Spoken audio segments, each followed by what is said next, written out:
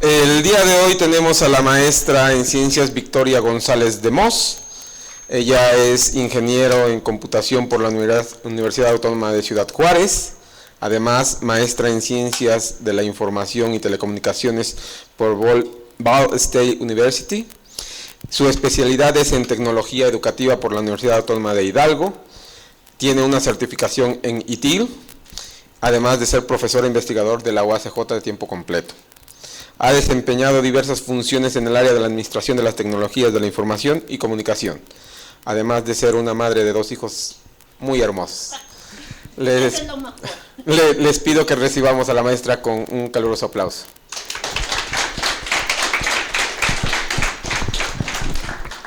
Muchas gracias. Yo creo que, ¿dónde lo ponemos así? Porque es que si lo uso... No se preocupe, yo aquí me encargo. No, está bien. No, lo que pasa es que... ¿Mandé? Sí. Yo les digo, yo no necesito micrófono. Hay por ahí los que me conocen, saben que tengo micrófono integrado. Pero bueno, aquí lo ponemos. No. Ok, pues bienvenidos, bienvenidos a este foro. Yo vengo a platicarles un poquito de un tema que me ha así como se dice, luego decimos, me ha apasionado mucho. No les vengo a presentar alguna investigación que se ha hecho sobre el tema, yo nomás les vengo a platicar qué es. Veo caras conocidas por ahí que han estado en la clase que imparte una servidora, que vemos que abordamos el tema, que es la ergonomía cognitiva. ¿Alguien sabe por dónde vamos? De los que no han sido mis alumnos, como que, ¿y eso qué? ¿Con qué se come? Luego, en la primera clase que llegan conmigo y les digo, bueno, voy a hablar de esto y de ergonomía, y luego, ¿y eso qué es? ¿Y por qué con nosotros? ¿Habían ustedes oído? A lo mejor el término ergonomía sí, ¿verdad? Y más en el ambiente de ingeniería industrial. ¿Sí habían oído lo que es ergonomía? Sí, ¿verdad? Y los procesos cognitivos, ¿habían oído? ¿Más o menos? Bueno, para hacer referencia y para ponernos un poquito en contexto, bueno, traemos algunas definiciones muy sencillas, ¿no? De lo que es ciertos conceptos que utilizamos. La ergonomía, y casi todos dijo que sí habían oído, pues es una disciplina científica que estudia así a grandes rasgos, ¿no? El diseño de los sistemas donde las personas realizan su trabajo. Tiene que ver con el entorno físico de las personas donde éstas llevan a cabo una actividad. Tiene que ver con, por ejemplo, el mobiliario que investigan que esté de acuerdo a las medidas de las personas. Aquí precisamente en la institución, en el instituto, tenemos un laboratorio de ergonomía física. ¿Qué hacen? Ellos hacen mediciones, prestan servicios a la comunidad, a la industria, donde, por ejemplo, esta industria que hace guantes. ¿De qué tamaño van a hacer el guante? Pues necesitan una medida, entonces en el laboratorio de ergonomía van y hacen medidas y sacan promedios para hacer, yo les pongo ejemplo, un guante, ¿no? Entonces, bueno, de eso se trata, de la ergonomía, entonces, de estudiar el diseño, bueno, de diseñar las áreas de trabajo. Hablamos de cognición, y la cognición hace referencia de cómo se adquiere, se mantiene el conocimiento. Cómo las personas adquirimos el conocimiento, adquirimos información. ¿Cómo se mantiene? ¿En dónde se mantiene el conocimiento? En las personas, en la memoria. Y cómo ese conocimiento y esa información que se adquirió se utiliza. Porque nosotros podemos tener un conocimiento, ver esta botella, pero debemos de saber para qué sirve. Sí, y eso es cómo usamos ese conocimiento, ¿no? Y luego por aquí les traigo un término que es un artefacto, porque nos sirve para apoyar nuestra ya definición de ergonomía cognitiva, que es un artefacto. A lo mejor ya estamos un poquito más relacionados con este término, ¿no? ¿Les suena este término? Nosotros a veces desarrollamos artefactos, ¿sí? No sé si hayan llevado, por ejemplo, la clase de diseño de sistemas de información. Por ahí trabajan con artefactos. Y el artefacto es cualquier obra, obra manufacturada por el hombre, que tiene la finalidad precisamente de aumentar cualquier conducta u operación mental humana. Ay, se me fue una S. Sí, o sea, cualquier cosa, pero que me sirva de algo para modificar mi conducta. ¿Sí? Un artefacto, pueden ser artefactos físicos. Un mouse puede ser artefacto. ¿Por qué puede ser un artefacto un mouse? Porque alguien lo diseñó y alguien lo fabricó. Y tiene un fin de modificar alguna conducta o algún conocimiento. Más bien realiza una función, ¿no? Y esa función Es para adiestrar también tanto la vista que tiene sobre el movimiento de la mano. también,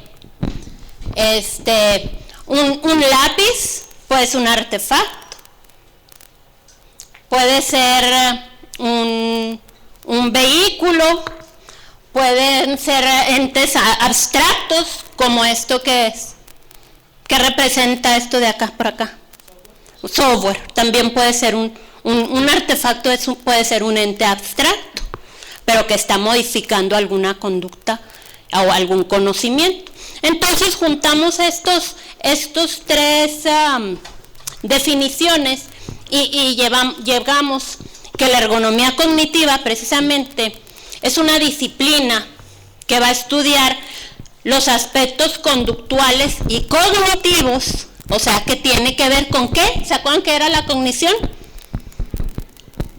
¿Mandé? No nada más adquirir, mantener y usar el conocimiento. Porque adquirirlo puede ser información nada más. ¿Sí?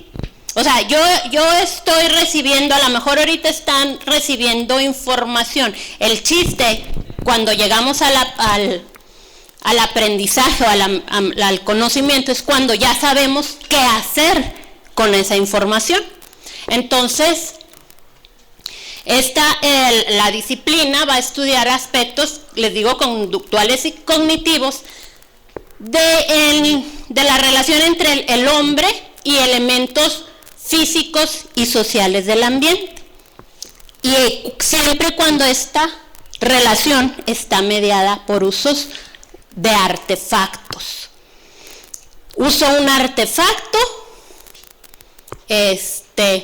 para modificar, para precisamente desarrollar estos procesos cognitivos. ¿Sí? ¿Cuáles son las características? Como que, bueno, ahí está la definición, ¿ok? Es la relación entre las personas con un objeto físico y que mediado por artefactos. Bueno, ¿cuáles son las características precisamente de la ergonomía cognitiva? ¿Qué es lo que tiene de importante? Bueno, esta disciplina se va a centrar, dice, en especificar y dar recomendaciones de adaptación del diseño de soportes de información.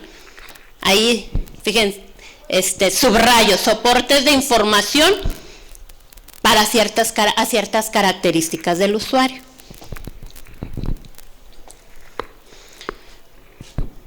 Esta disciplina básicamente surge en los ámbitos laborables, principalmente que incluyen tecnologías de la información y la comunicación. Como que decían, ¿por qué ergonomía cognitiva nosotros? No sé si nos va cayendo el 20 ahorita de por qué la maestra Vicky les está hablando de ergonomía cognitiva. ¿Sí? Surgen estos, cuando se empieza a desarrollar la disciplina y se empieza a hacer estudios, pues era en el ámbito laboral. Aunque actualmente ya se extiende a otros entornos y entornos de consumo, a ver cuáles son los que pudiera ser de consumo doméstico, de ocio, etcétera, etcétera, etcétera. Se centra en especificar y recomendaciones de diseño de soportes de información. Miren, aquí hay un soporte, miren, esto es un entorno de entretenimiento, vamos a decir, para que no se oiga tan que es de ocio. Refrigeradores, los refrigeradores de alguna manera se presenta así, los nuevos refrigeradores, que sería un doméstico, nos presenta cierta información y en eso se centra la ergonomía cognitiva, es cómo se va a presentar esa información al usuario, pero no nomás enseñársela, sino que esa información el usuario pueda usarla. Y al usar esa información se da lo que es una interacción.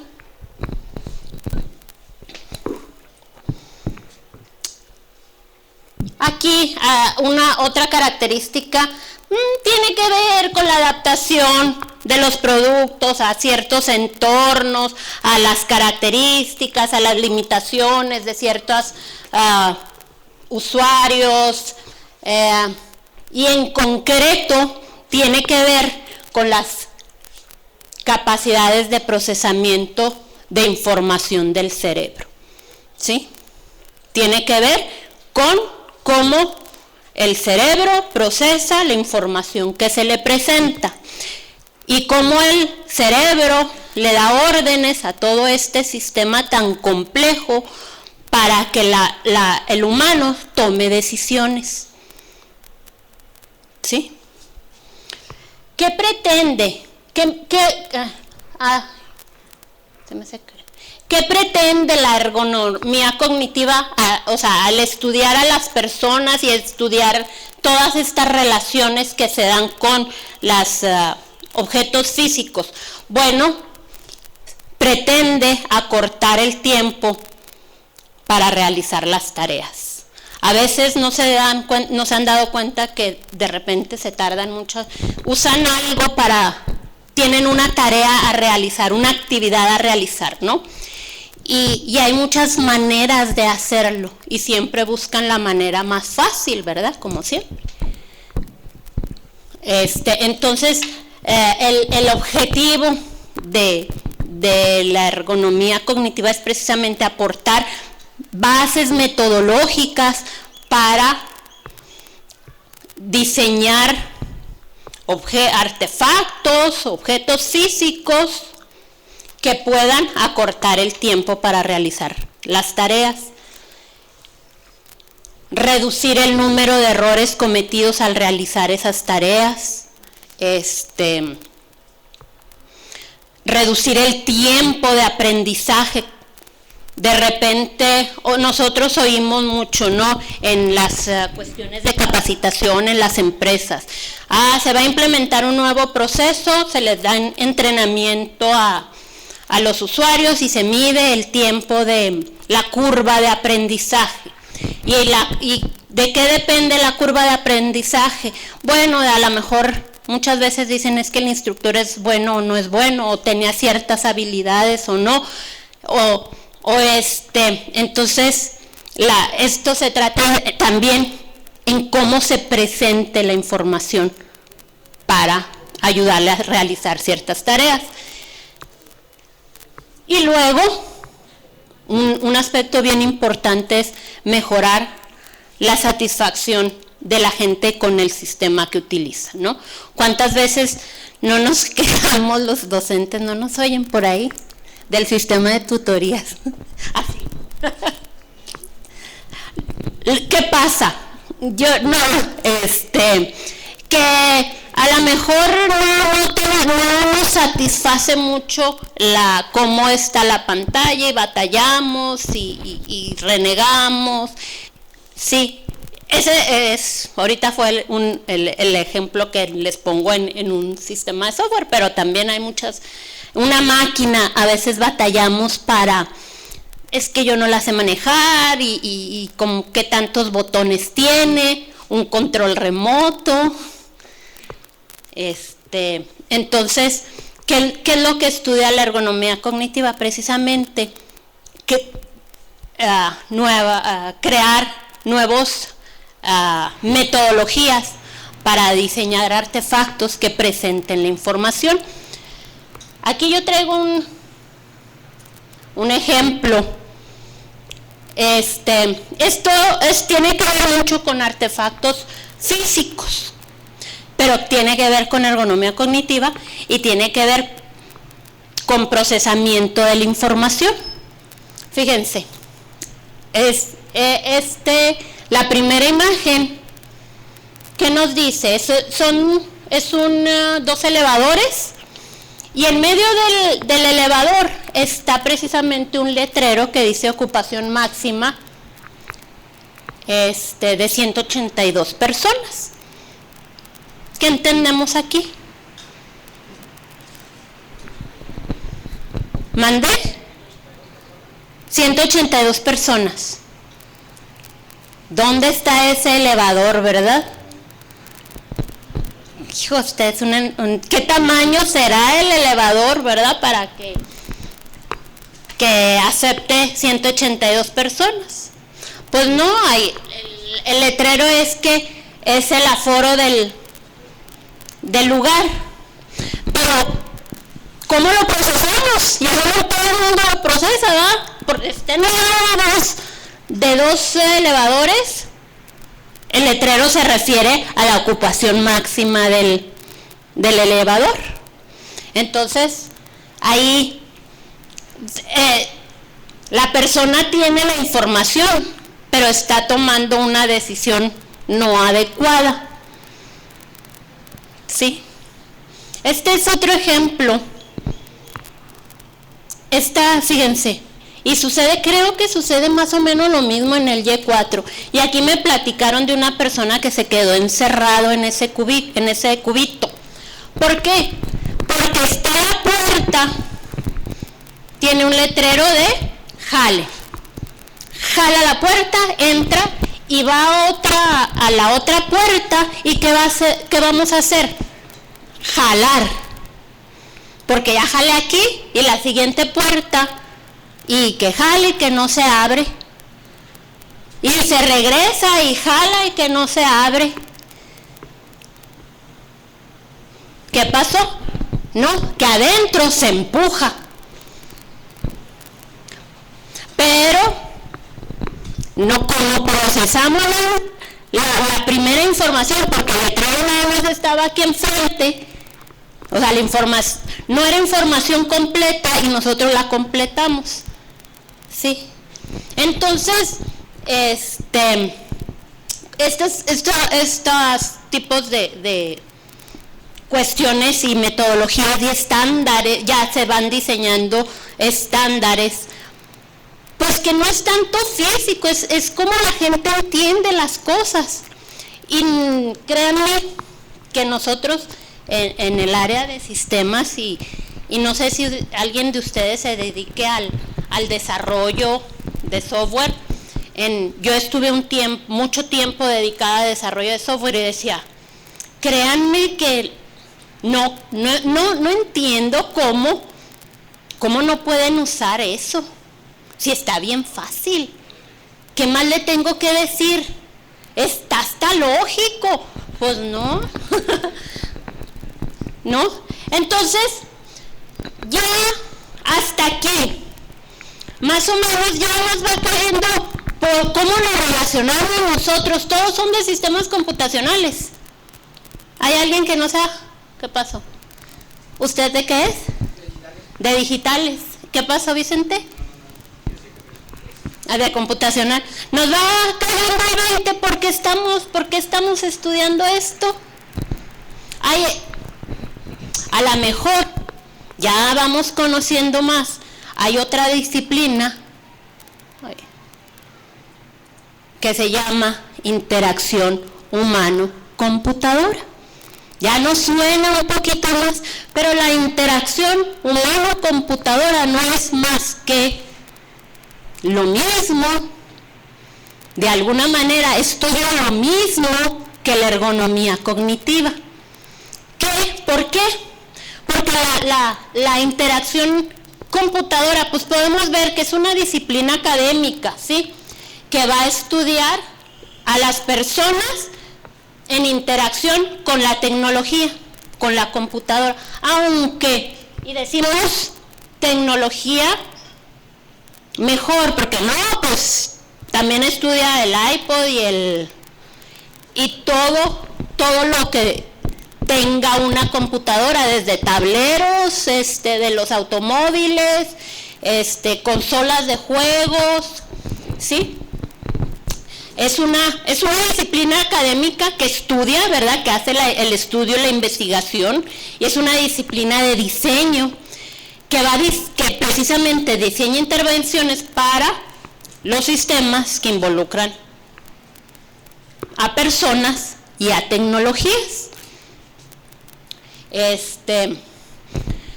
Si nosotros representamos, aquí trato de, esta es una representación que hace un autor muy, bueno, yo creo que es el principal autor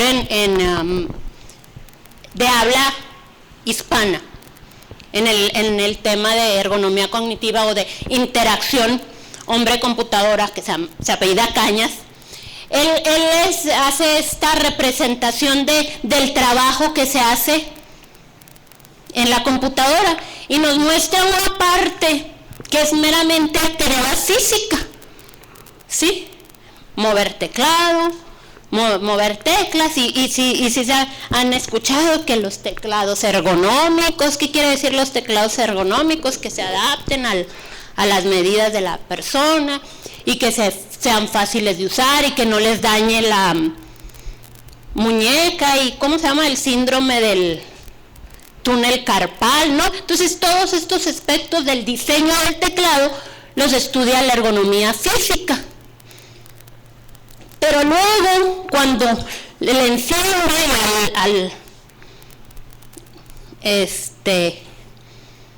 al aparecer el sistema operativo, ya la persona empieza un proceso cognitivo que va desde la percepción, la interpretación, la evaluación de lo que está viendo para ver si cumple los objetivos, teniendo intenciones. Sí, todo esto es una actividad mental. Y esta actividad mental, los diseñadores de interfase, pues tienen que más o menos conocer al usuario, ¿sí? ¿Por qué? Pues para que no pase lo que yo decía. Yo no sé por qué no le entienden, sí, yo sí le entiendo, ¿sí? Y luego, estos mismos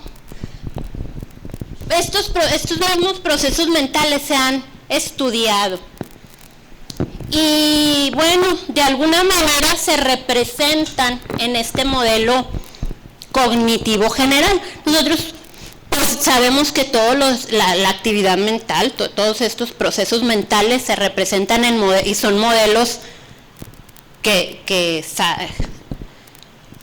sacan de los estudiosos en la conducta y en la psicología y todo esto, y que no se puede decir así es, así, o sea, no se puede asegurar cómo es un proceso mental, cómo se lleva a cabo, pero se representa esos procesos con modelos.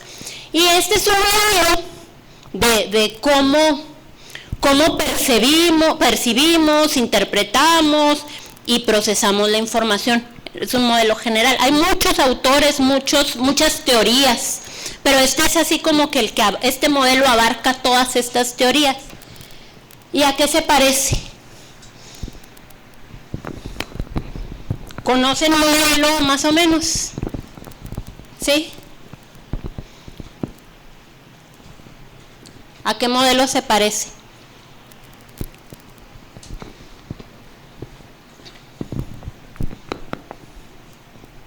Ahí por ahí en introducción a las computadoras lo vieron, en organización de máquinas, en los de digitales en arquitectura de computadoras. Más o menos, ¿no se acuerdan de un señor que se llamaba von Neumann? Ándele. Sí, más o menos se acuerdan del modelo, ya se lo recordé, se acuerdan del modelo de von Neumann. ¿Qué representa el modelo de von Neumann?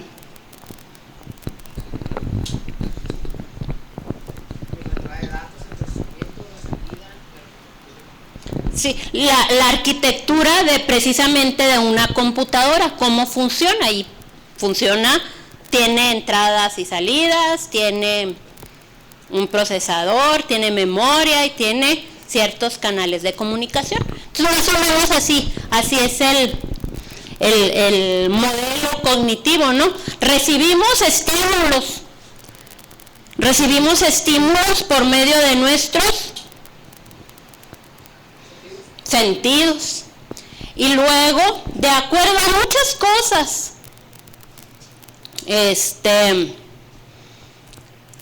de acuerdo a muchos factores, le damos de alguna manera una interpretación a esos estímulos.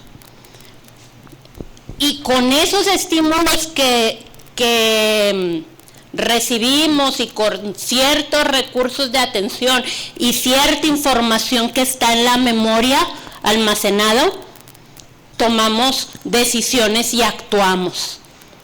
¿Sí? Entonces más o menos es el modelo que les decía de von Neumann. Entonces, estos procesos, fíjense,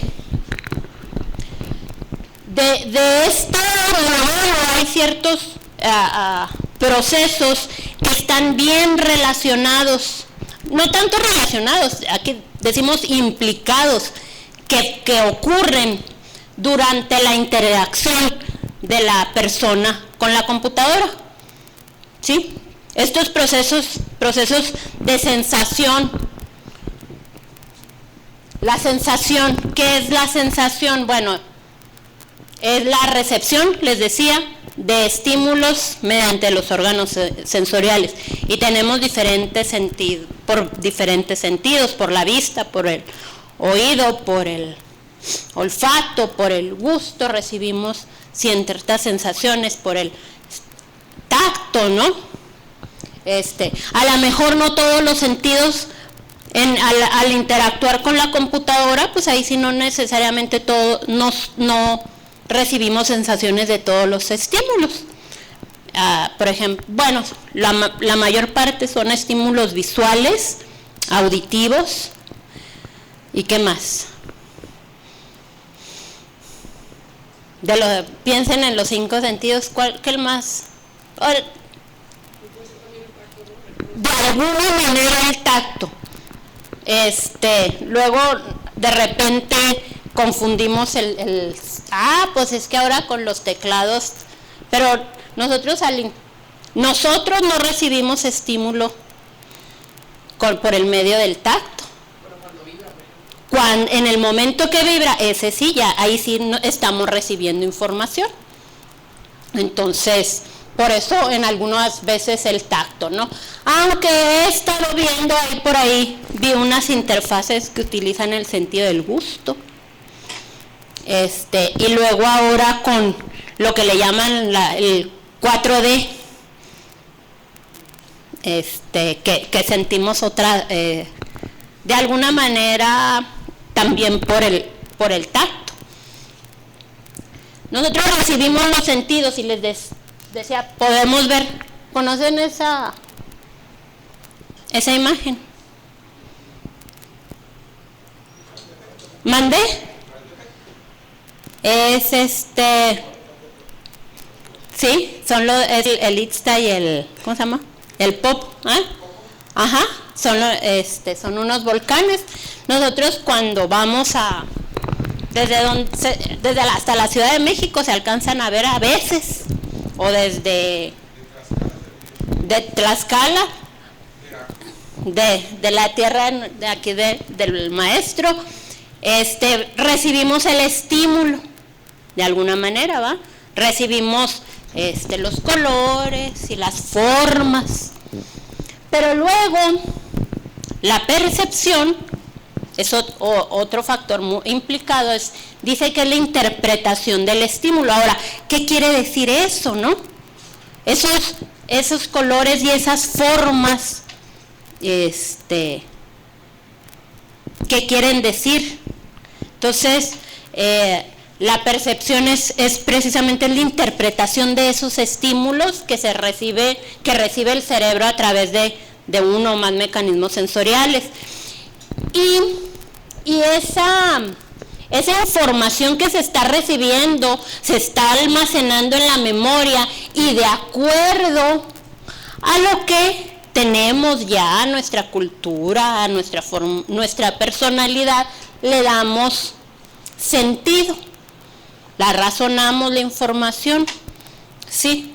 Y ya la utilizamos la información. Nosotros no utilizamos la información que estamos recibiendo de los estímulos. No usamos el estímulo en sí, usamos la interpretación que le damos a esos estímulos.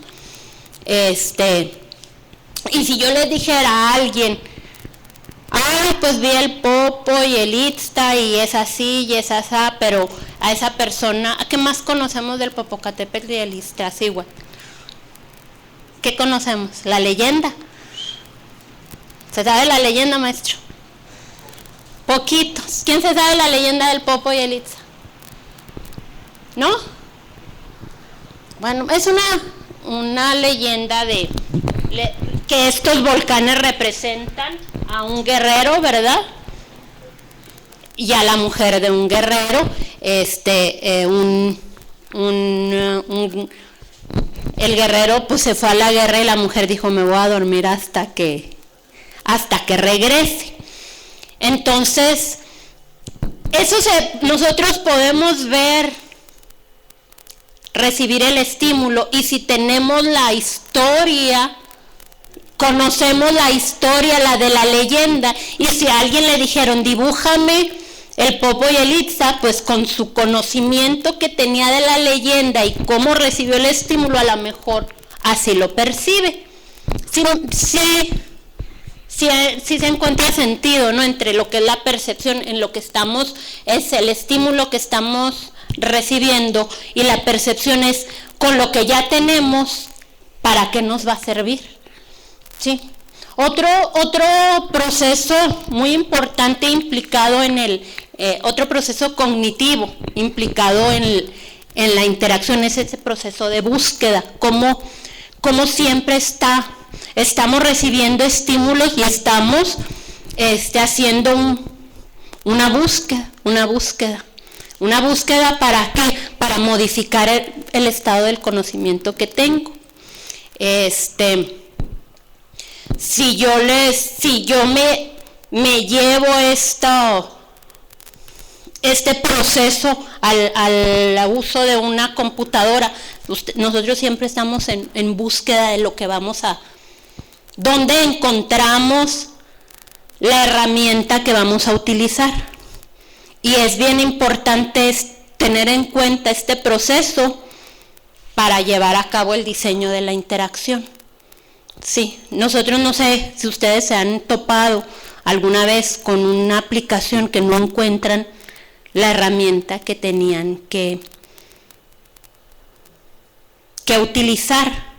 ¿Por qué? Porque no está organizada la información. Entonces ese proceso de búsqueda, pues ahí medio falla, ¿no? Pues la memoria. La memoria, este proceso, bueno, ya sabemos, yo creo lo tenemos más en cuenta. La información que percibimos la vamos almacenando en memoria para poder ser usada posteriormente. Y no sé si ustedes sepan que por ahí tenemos la memoria, la clasificamos a grandes rasgos en dos tipos de memoria, que es la memoria a corto plazo y la memoria a largo plazo. Fíjense, y este proceso cognitivo también lo tenemos que tomar en cuenta mucho al diseñar interfaces. Aquí yo este ejemplo me gusta mucho. ¿Podrán aprenderse esos números? ¿Ya se los aprendieron? A ver, repítanlo. 1947, 1942, Se adelantó. Sí. O sea, eran ¿cuántos números? 12 números. ¿Qué hicimos para poderlos memorizar? Agruparlos. Y nada más nos aprendimos 3 ítems. ¿Por qué? Porque nuestra memoria a corto plazo, que es la que está almacenando todo lo que está pasando en el momento, pues nada más dicen algunas teorías que puede almacenar de 7 más menos elementos. Entonces es más fácil, y elementos o ítems, agrupar el elemento en 3 que aprenderme 12. Entonces, por ahí está el clásico ejemplo, ¿no? De los cajeros automáticos, de los sistemas de respuesta telefónica, que este es el menú. Y uno si se fijan, no tienen más de 5 o 6 elementos, porque dicen, ¿qué pasa? Solemos olvidarnos los de en medio. Luego nuestro proceso de memoria nomás tiende a recordar el primero y el último, si son más de 7, más menos 2 elementos. Entonces es un proceso que se tiene que tomar en cuenta precisamente para el diseño de interfaces, de paneles de control, de interfaces de computadora. Bueno, la carga mental, otro proceso importante que se tiene que tomar en cuenta para la interacción. Y la carga mental, pues es una porción de recursos de procesamiento. O sea, ¿qué le pasa al CPU cuando abrimos Word y lo estamos navegando por internet y lo estamos jugando algún juego y luego estamos escuchando música y luego de repente se congela la máquina, ¿no? Porque ya no pudo el procesador. Así nos pasa a nosotros. Nuestro procesador, si le metemos mucha carga mental, ya no trabaja. Si nos cuesta mucho trabajo encontrar las cosas en la pantalla, saturamos nuestro procesador. Entonces, a la hora de diseñar las interacciones, pues se tiene que tomar en cuenta precisamente la carga mental. ¿Por qué? Porque básicamente se va afectado y pudiendo la persona cometer errores, causar estrés también al momento de trabajar con la computadora, ¿no? Entonces, bueno, estos son, les digo, la base, ¿no? Que se toma en cuenta de la ergonomía, de los procesos cognitivos, para utilizar, para diseñar interacciones en la computadora. Por ahí, esta pregunta la leí de un autor, este es otro autor que se llama Norman, Daniel Norman, que él escribe mucho, pero este es americano, escribe mucho de hacer las cosas más fáciles. Él trabaja para hacer las cosas más fáciles y él tiene varios libros de por qué las cosas son así se llama el libro. Y él dice, ¿por qué las cosas son a veces tan difíciles de utilizar? Ahí los que estuvieron alguna vez en mi clase se ríen de mí porque les digo, ¿por qué? El control remoto de la tele, yo nomás uso un botón y el canal y el de arriba y abajo, y yo veo para qué tiene tantos botones, para qué me sirven, yo no los uso. Y este autor decía que las cosas son difíciles de usar porque cuando desarrollan ese producto, el énfasis lo ponen en la tecnología. Es que hicieron un diseño bien suave, pero no en el usuario. No piensan en estos procesos cognitivos del usuario. No se piensa en la persona para la cual está hecho ese dispositivo, ¿no? Esa pregunta, así está tal como tal esa pregunta y la respuesta en este libro, o sea, de la computadora invisible, y al que le interese el tema, es bien interesante este libro porque habla precisamente de por qué de repente les tienen tanto miedo a las computadoras, porque es difícil para usar para ciertas personas. Aunque esto ha ido avanzando mucho y hoy en día todas las compañías desarrolladoras, por ejemplo, de productos, de aplicaciones, tienen su laboratorio donde de interacción hombre-computadora, donde estudian a las personas, observan a las personas, hacen pruebas para ver cómo responden con ciertas interacciones. Bueno, me adelanté un poquito con lo de los laboratorios. Don Norman también decía que una aplicación es usable. Una aplicación usable le permite a la persona centrarse en la tarea, en lo que voy a hacer. No tengo que aprenderme 1000 pasos para llegar a hacer una tarea. A veces no sé si les hayan tocado, vamos a entrenamiento de algo, de X actividad, y nos dan póngale file, open, todo esto, ¿no? Y luego la tarea, perdemos el sentido de lo que necesitamos hacer. Sí, y nos pasa muy seguido. Y nos dan entrenamiento para usar la tecnología y las tareas, pues es lo que estamos haciendo, pero como que es secundario, ¿sí? Porque le ponemos, y más nosotros, más énfasis a la tecnología. El semestre pasado me tocó, diseñaron una aplicación, y a lo mejor por ahí alguno de ustedes la conoció, una aplicación muy, muy interesante de reconocimiento de voz para... Ay, nadie, verán, no está. Se me figuró ver a alguien que me había platicado que se había conocido esta aplicación. Era una aplicación de reconocimiento de voz para no sé qué. Pero o sea, le invirtieron mucho tiempo en el código, y era una chulada, y el código súper bien escrito y súper funcional en cuestión de la tecnología. Y lo viene el usuario y lo vio, pero no me gusta, no la puedo usar, no me sirve, pero sí es lo que ustedes pidieron y hace lo que ustedes pidieron, pero no me gusta, así yo no la puedo usar. Entonces tuvieron que rediseñar todo otra vez.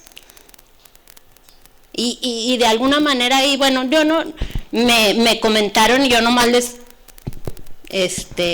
proporcioné alguna información de diseño de interfaces de cómo pueden evaluar antes de soltar un producto para que esté centrado, si es un producto centrado en el usuario. Entonces, hay una disciplina precisamente que se llama usabilidad. O sea que la disciplina se llama ingeniería de usabilidad, sí, y es una disciplina que se cuelga, es una rama de la ergonomía, de la interacción hombre-máquina o la ergonomía cognitiva. Estaba tratando de leer, bueno, ¿cuál es la diferencia entre interacción hombre-máquina, ergonomía cognitiva? Y la diferencia que encontré de un autor me pareció bien sencilla. Es que yo no voy a decir que estoy haciendo estudios de interacción hombre-computadora al panel de un carro, donde no veo la computadora. Entonces, más bien estoy haciendo diseño de ergonomía cognitiva, sí, en terminología, porque todo es computadora, pero no a todo nos referimos con la computadora. Bueno, entonces, la ingeniería de usabilidad es una rama que se desprende de estas disciplinas, y esta disciplina precisamente estudia la medida en la que un producto se puede usar por determinados usuarios para conseguir objetivos específicos. Y no quiere decir que la usabilidad no es que sea usable, ¿sí? Porque luego confundimos, es usable con usabilidad. A lo mejor todos los productos son usables, pero no necesariamente tienen esta medida de usabilidad, porque para que tenga la medida de usabilidad, tiene que cumplir con los objetivos con efectividad, eficiencia y satisfacción del usuario en un contexto específico. Yo no puedo tener satisfacción de un producto que yo no conozco, ¿sí? Si voy a evaluar la usabilidad de un producto que jamás he utilizado y que no sé, el ejemplo que yo siempre les pongo, el aparato que dosifica el suero en los hospitales. Es muy importante el diseño de ese dispositivo y cómo la interfaz, ¿no? ¿Qué información le proporciona a la enfermera? A la hora de yo evaluar la usabilidad, pues yo no sé ni de presión, ni de cuánta medicina, ni nada de eso. Entonces, por eso tiene que ser en un contexto. Entonces, esta es una disciplina que se lleva muy de la mano con lo que es, pues, de lo que estamos hablando, la ergonomía cognitiva. Aquí yo traigo a mí me gusta mucho sacar ejemplos para mostrarles, ¿no? Ahí dice el control de ayudando a la abuela, y yo necesito un control de esos, ¿verdad? Porque yo nomás les digo, uso el de encender y el de cambiar el canal. ¿Para qué necesito más?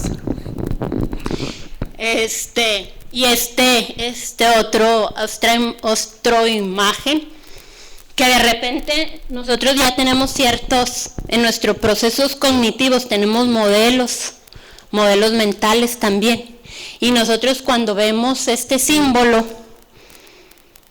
lo representamos con un correo electrónico, y cuando a lo mejor los que están en el área de la gastronomía, el símbolo de abajo es del tocino. Entonces, ay caray, este carro lo tiene todo, ¿no? Tiene correo electrónico y tocino, ¿sí? Entonces, nada más son ahí un poquito para cerrar el tema, que de repente pensamos que esto se da por hecho, y no hay para decidir las cosas, cómo se muestra la información, que básicamente se trata de información lo que se maneja, pues tiene un estudio metodológico y todo esto, ¿no? Y creo que ya es hora, ¿verdad? Tenemos una hora. Por ahí nada más les digo, no crean que nada más yo hablo de esto. Hay muchos grupos de investigación en cuestiones de usabilidad, de factores humanos.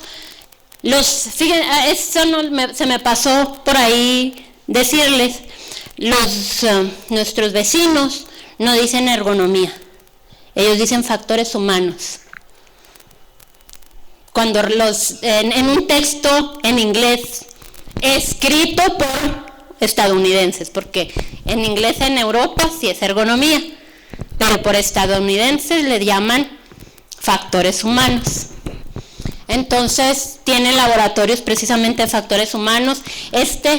Aquí traigo ejemplos. Este es el laboratorio de interacción humano-computadora de Google. Ahí el Microsoft tiene su laboratorio también.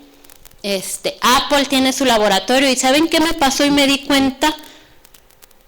Que hay información de laboratorio de Google, de Microsoft, o sea, de las grandes compañías. Tienen información en las publicaciones y hay aquí en el de Microsoft hay un documento que ellos ven cómo va a ser la interacción con la computadora en el 2020. Y Apple no publica nada. No tiene publicado nada de sus... Sí, dicen, tienen un laboratorio, pero hasta ahí. No muestra que hacen así como el de Microsoft o como el de Google. Es más, Google y los dos, Google y Microsoft, tienen un laboratorio abierto y luego de repente a lo mejor no les han llegado una invitación para evaluar productos y con metodologías que desarrollan de evaluación, y Apple no tiene. Bueno, ese es ahí un punto interesante que me encontré precisamente preparando esto. Dije, nunca he visto, me puse a pensar y no. Y ahorita pues Apple es como que la vanguardia en diseño de artefactos pensados en el humano. Y definitivamente, ¿no? Y yo a los alumnos les he platicado esta historia personal de mi mamá. Jamás ha querido utilizar una computadora, jamás. Bueno, es una señora grande, ya tiene 74 años. Y una vez le dije, le dije precisamente a mi hija, ¿sabes qué, Marifer? Sácale una cuenta a tu abuelita, porque mis hermanos no viven en la ciudad, y en una cuenta de Facebook, para que esté en contacto y que use esa computadora que está ahí, una viejita, ¿verdad? Pero podía correr Facebook. Y me dice mi mamá, no, yo quiero una de esas.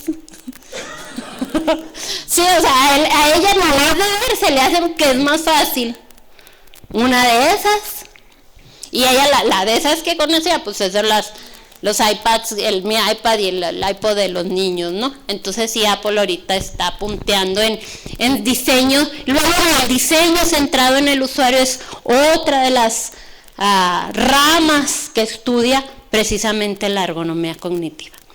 ¿Sí? Entonces, bueno, ya no los quiero entretener más, no sé si tengan algún comentario.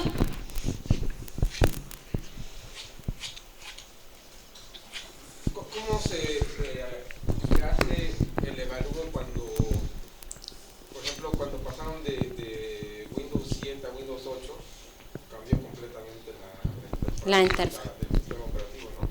Entonces, a veces sucede que, ¿y aquí cómo le hago? ¿Dónde le encuentro? Se batalla mucho para ese cambio tan drástico. Si se fijan, por decir aquí, sistema operativo, cada compañía tiene su target, a quién va dedicado los productos, y lo personal a mí Microsoft se me hacen que es difícil empezar a usar, pero hay muchas técnicas que utilizan, muchas técnicas de evaluación. Hay principios que se toman en cuenta, principios heurísticos basados en estándares para evaluar precisamente las interacciones Y ahí en la web está el laboratorio de muestran hasta la foto de un laboratorio de Microsoft, ¿no? Donde ponen como las cámaras estas que tienen en psicología, las de Gesell o como las que tiene la policía, ¿no? Tienen ahí a algunos usuarios y los están observando y a ver qué caras ponen y todo esto. Nosotros hicimos un proyecto también bien interesante aquí dentro del proyecto de titulación, que fue de evaluar interfaces precisamente. Hicimos todas estas pruebas, todas las pruebas de usabilidad que encontramos habidas y por haber, y se desarrolló una guía. Y agarrábamos a un usuario, no sé si a algunos maestros les pidió esta chica ayuda para evaluar, y luego, a ver, úsala, y luego casi se grababa, porque hasta el gesto que hace el usuario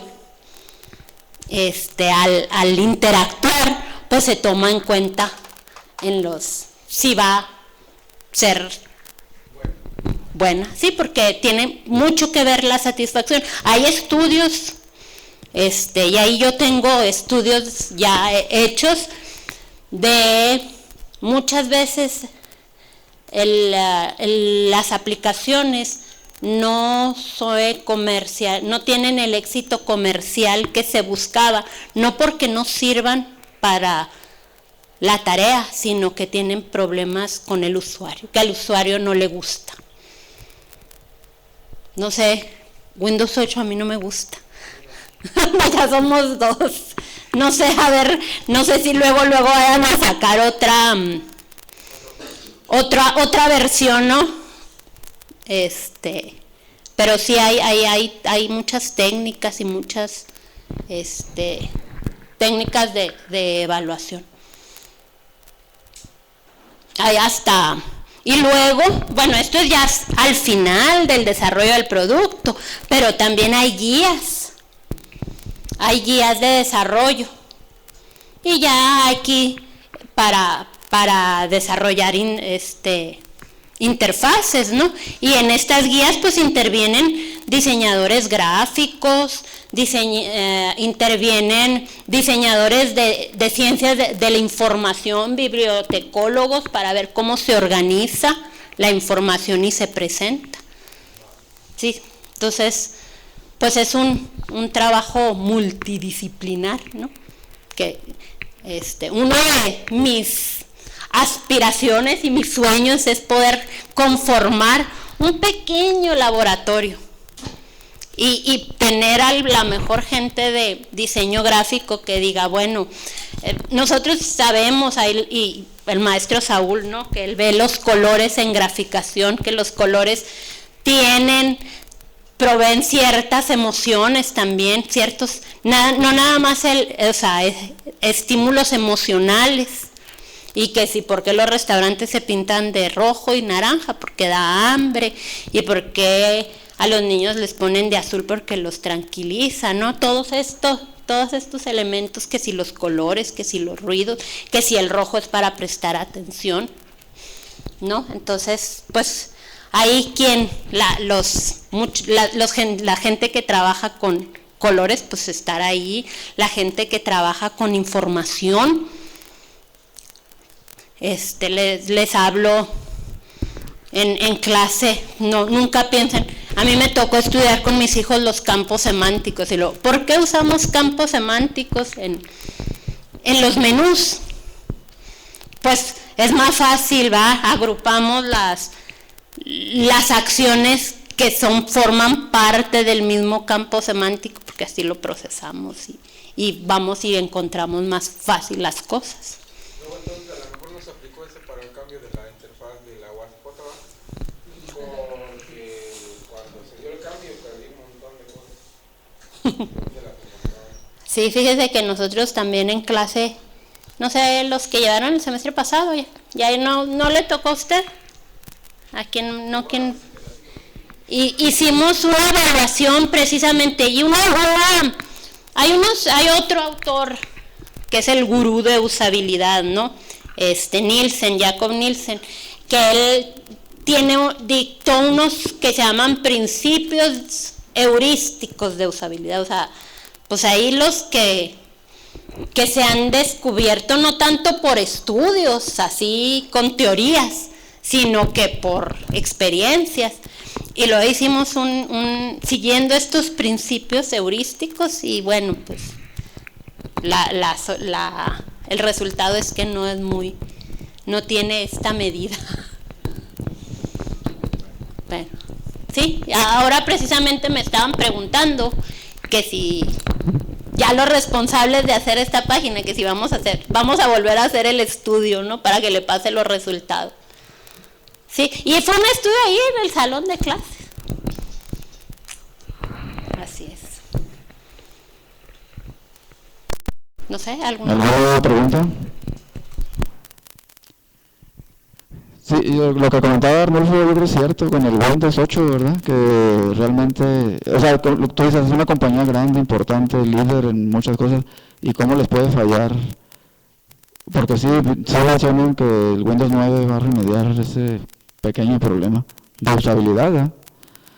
Por un lado, y te quería preguntar, bueno, en tu opinión, porque si basas el análisis de requerimientos de la funcionalidad que va a tener la aplicación, el usuario no es tan capaz de dártela así por sí mismo, tienes que hacer como tú extraer ese conocimiento. En la usabilidad el usuario realmente no interviene, ¿no? O sea, opinando pues, porque él finalmente va a determinar qué es usable y no, pero a lo mejor no te lo sabe decir.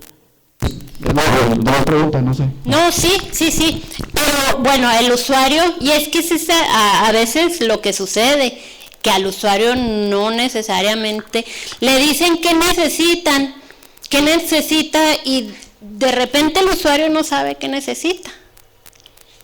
Exacto, sí, es lo que me refiero, ¿no? Como los diseñadores de interiores, ¿no? O sea, tú llegas y ves muy bonito todo, te gusta mucho, pero a lo mejor tú no sabes realmente cómo pedirlo. Exacto, pero aquí el chiste, y ahí también otra rama de la interacción, ¿no? Y se llama UX, de User Experience, y el diseño centrado en el usuario. Y aquí trata de que trabajes con el usuario, pero no le preguntes, obsérvalo. Y yo les digo, mucho de los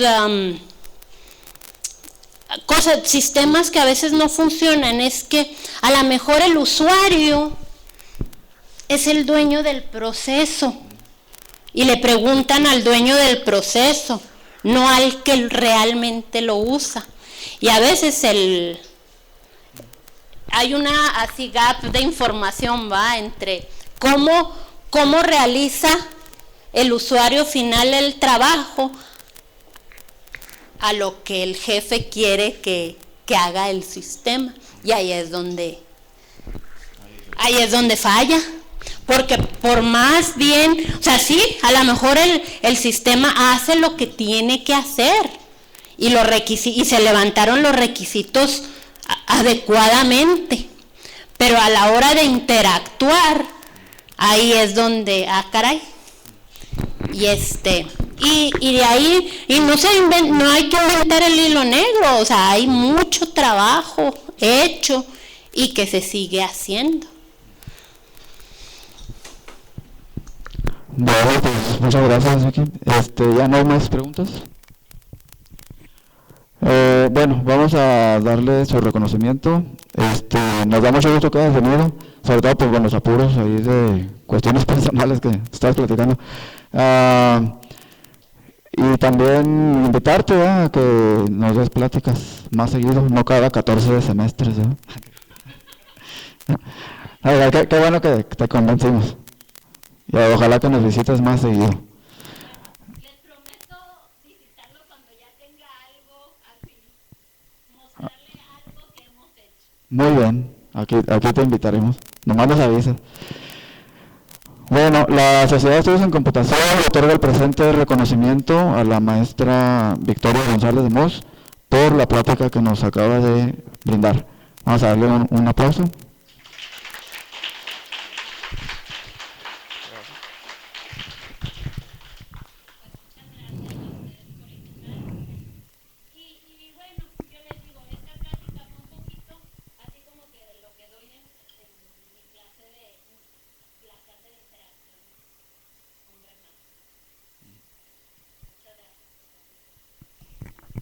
Los invitamos el próximo viernes, va a estar la doctora Vianey con un tema, bueno, también de interfaz, nomás que esas son cerebrales para interactuar con sistemas de cómputo. Me imagino que va a estar interesante, entonces aquí los esperamos próximo viernes. Gracias.